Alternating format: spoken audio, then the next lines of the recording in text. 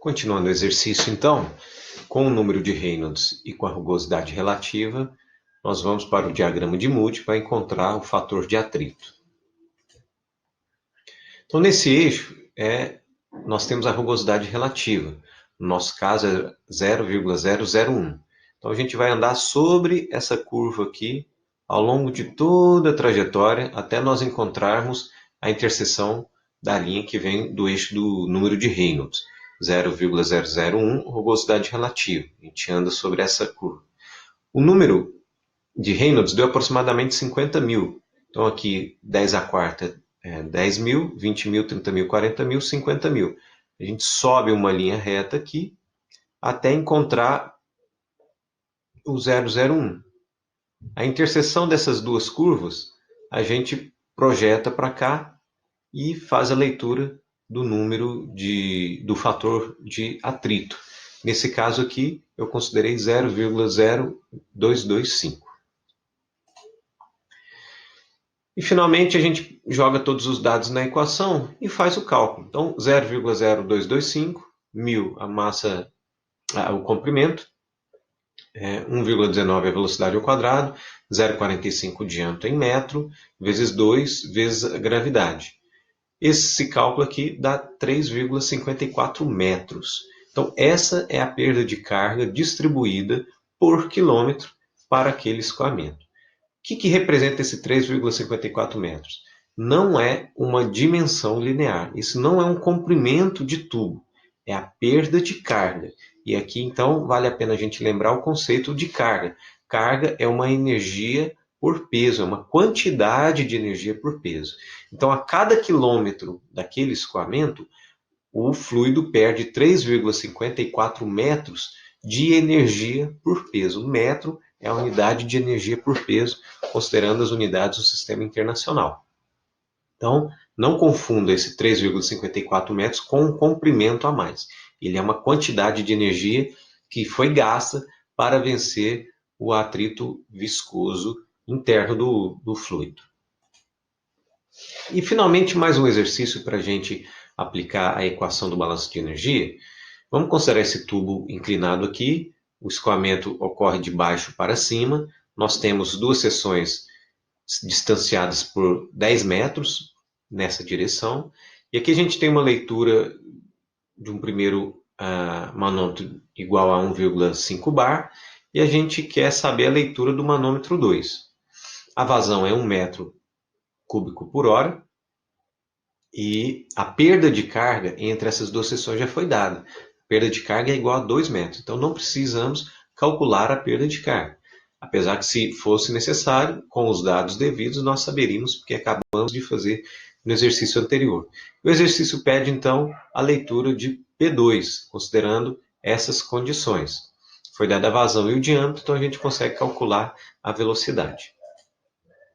Então, lembrando da equação da carga, do balanço de energia, ou da carga do escoamento, a gente lembra lá que a carga numa seção 1, nesse caso nessa seção, é igual à carga na seção 2, mais a perda que ocorreu entre essas duas seções.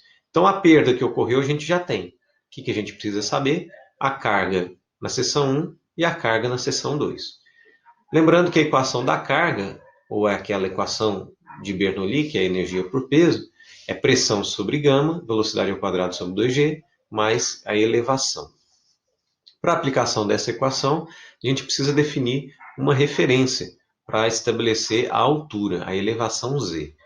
Para efeito de simplificação, como eu disse, sempre adote, não é uma regra, só uma dica, mas sempre adote a seção mais baixa da sua análise. Então, a seção mais baixa da nossa análise é a seção 1.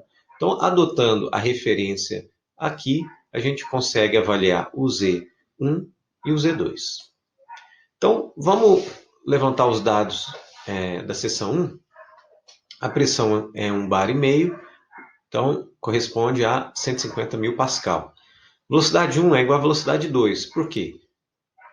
Regime permanente, escoamento incompressível e seções iguais. O diâmetro da tubulação não muda. Então, a velocidade aqui é exatamente igual aqui. Então, a gente nem precisaria calcular, porque no final da história elas vão se anular. Mas, de qualquer forma, eu calculei aqui só para a gente ter o número.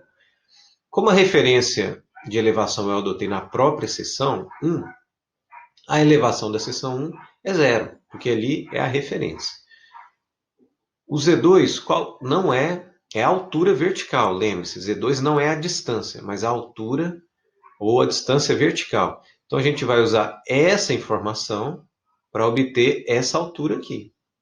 Como? Usando o triângulo retângulo, porque esse ângulo da tubulação entre a tubulação e a linha horizontal é 30 graus.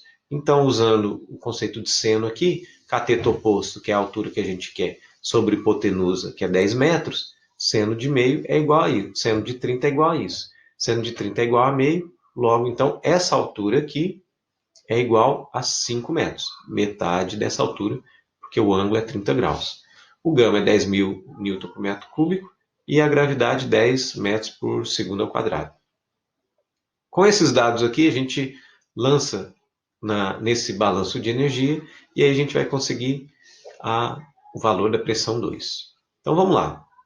Voltando nessa equação, H1, pressão sobre gama, velocidade 1 sobre 2G, mais o Z1. O Z1 é zero. Então, esses termos aqui se referem à carga na seção 1.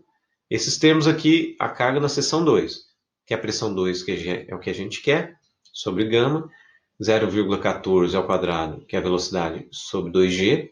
Então, veja que esse termo é exatamente igual a esse, então eles vão se anular.